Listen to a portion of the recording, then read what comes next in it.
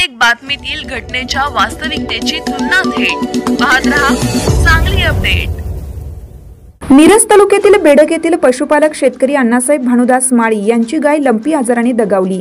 या घटनेची दखल बेडक येथील सरकारी पशुवैद्यकीय अधिकारी यांनी घेतली नाही। परिणामी गाय दगावली।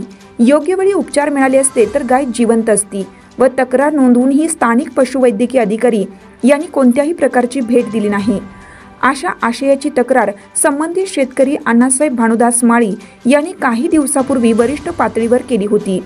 मात्र या संदर्भात अजून कोणताही ठोस निर्णय पशुवैद्यकीय अधिकारी श्रेणी 2 मिरज यांनी घेतलेली नाही। त्यामुळे हवालदिल झालेल्या शेतकऱ्याने दिनांक 26 जानेवारी प्रजासत्ताक दिनादिवशी आमरण उपोषणाला सुरुवात करण्याचे ठरवले होते। त्या संदर्भात वरिष्ठ पातळीवर पत्र व्यवहार झाला होता। मात्र प्रशासनाच्या विनंतीवरून हे उपोषण केलं नाही। मात्र आता हे उपोषण 19 फेब्रुवारी 2025 रोजी जिल्हाधिकारी कार्यालयासमोर करणार आहे। या संदर्भात त्यांनी आज 9 फेब्रुवारी रोजी सकाळी 11 वाजता प्रशासनाला तसे कळवलेही आहे। पशुधन तर लंपी आजारामध्ये दगावलेच, शिवाय पंचनामाही झाला नाही। त्यामुळे माझे आर्थिक नुकसान झाले आहे व इतर शेतकऱ्यांचे पशुपालकांचे होऊ नये यासाठी मी हे उपोषण करत आहे, असे त्यांनी म्हटले आहे।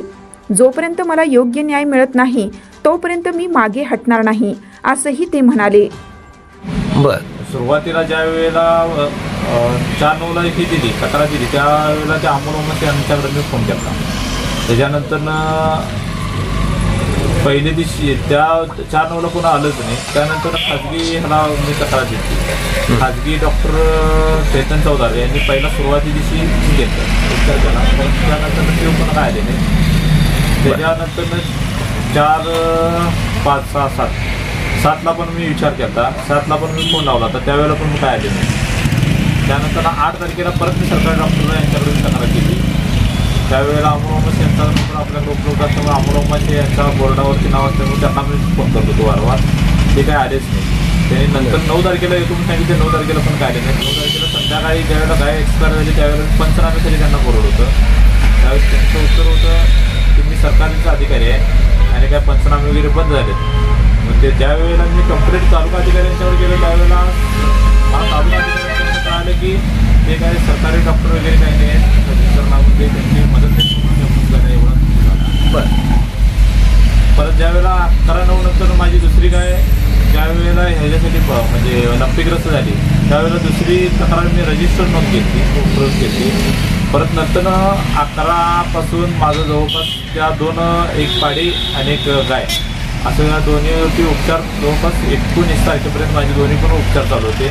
पण ते तुम्ही खाजगी डॉक्टरांच्याकडून करून घेतले का? खाजगी डॉक्टरांच्याकडे करून घेतले, पण त्याच्यासाठी सरकारी डॉक्टर आपले तालुका अधिकारी डोके सर यांचं मार्गदर्शन घेऊनच ते पूर्ण उपचार चालू होते। 20 जानेवारीचा मी ज्या वेळेला उपोषणाचा इशारा दिला होता त्यावेळेला उपोषणासाठी मी परवानग्या वगैरे मी काय घेतल्या नाहीत। मला म्हणजे त्यावेळेला मला 24 तारखेला परवानगी घ्याव्या लागतील असं त्यांनी मला पोलीस स्टेशनला सांगितलं।